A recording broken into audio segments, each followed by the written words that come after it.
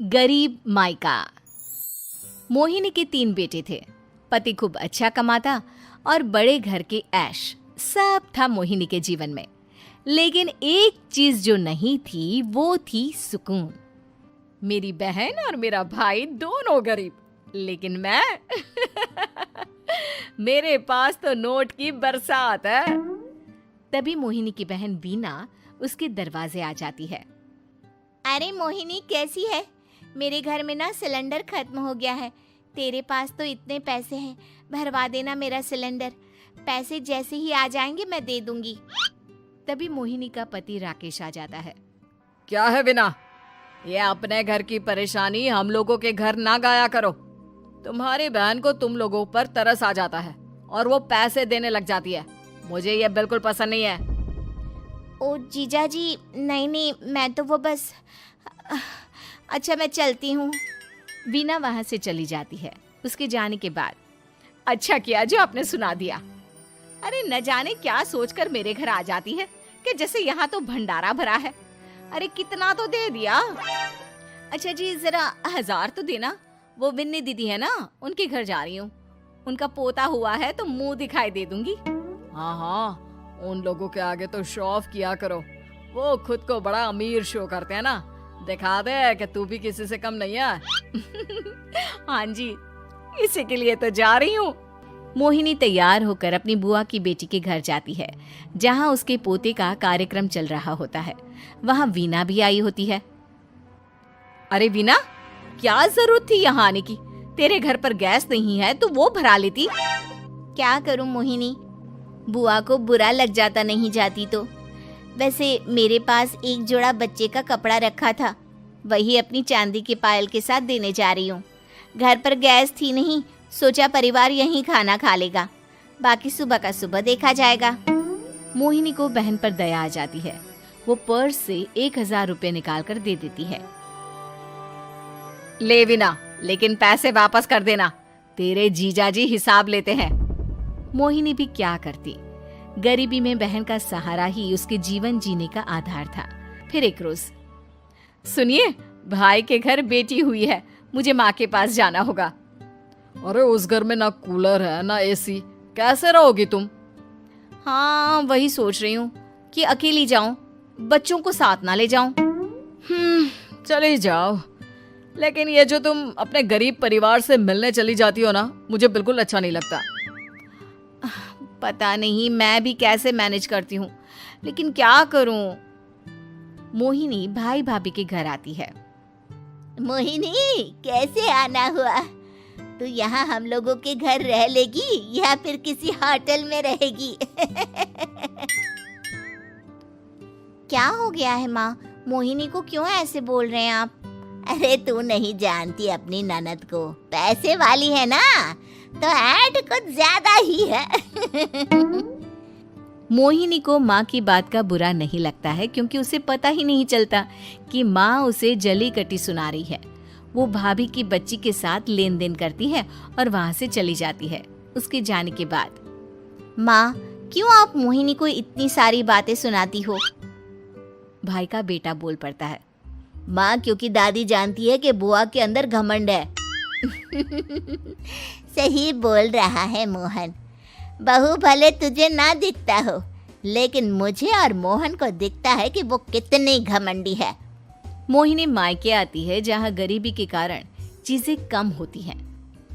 इस मोहन के बच्चे को काम पर लगा दो ना, किसी दुकान या किसी होटल में। बर्तन धो लिया करेगा, कम से कम 4 पैसे और आएंगे घर में।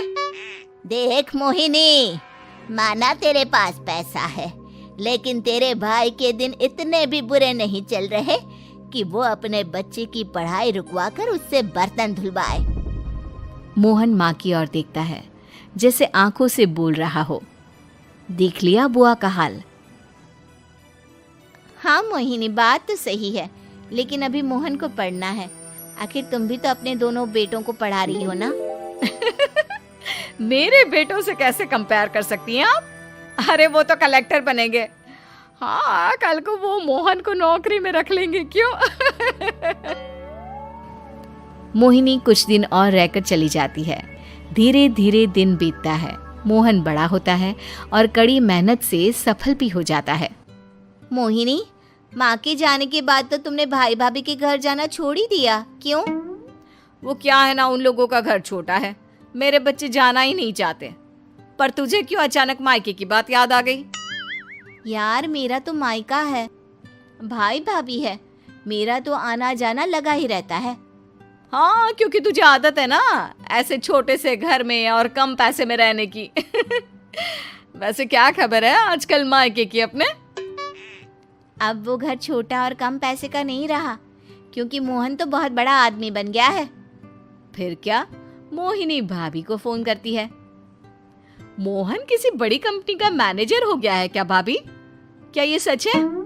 हाँ मोहिनी दीदी, अब तो हम लोगों के गरीबी के दिन कट गए।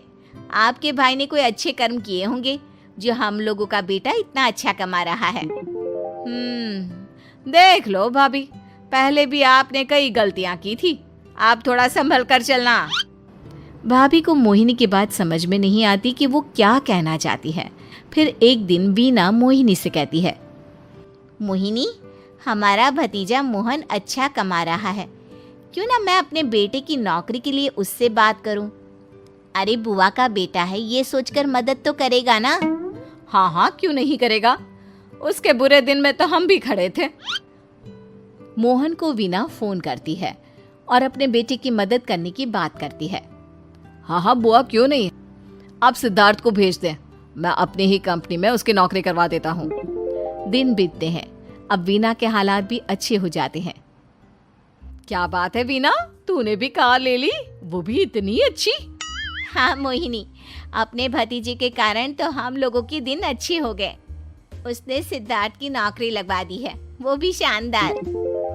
ठीक है, लेकिन पैसे ख्याल से खर्च करना।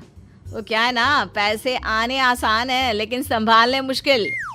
मोहिनी घर पर अपने पति से बात करती है।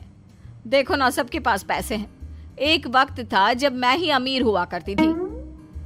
लगता है कि ज्यादा दिन नहीं रह पाओगी, मेरी नौकरी को कुछ साल ही बचे हैं और तुम्हारे दोनों लड़के निकम्मे हैं। उन लोगों को बोलो ना कि नौकरी करे। तभी वहां मोहिनी के बेटे भी आ जाते हैं। अरे हमें क्या मोहन समझा है जो दिन रात गधे की तरह काम करते रहे? खैर, दिन फिरते हैं और मोहिनी के पति की नौकरी भी खत्म हो जाती है। मोहिनी क्या करे, थोड़े से पैसे में गुजारा नहीं हो रहा है। तो क्या करे, मेरी समझ में कुछ नहीं आ रहा। मोहन को बोलो ना कि वो इन दोनों के लिए नौकरी देखे, जैसे सिद्धार्थ के लिए नौकरी देखी है। मोहिनी क्या कहती, उसे अपने वो दिन याद आ जाते हैं जब उसने भाभी से मोहन को नौकर बनने की सलाह दी थी। क्या हो गया, क्या सोच रही हो मोहिनी? यही कि वक्त कभी भी किसी का भी पलट सकता है, ऊपर वाले से डर कर रहना चाहिए।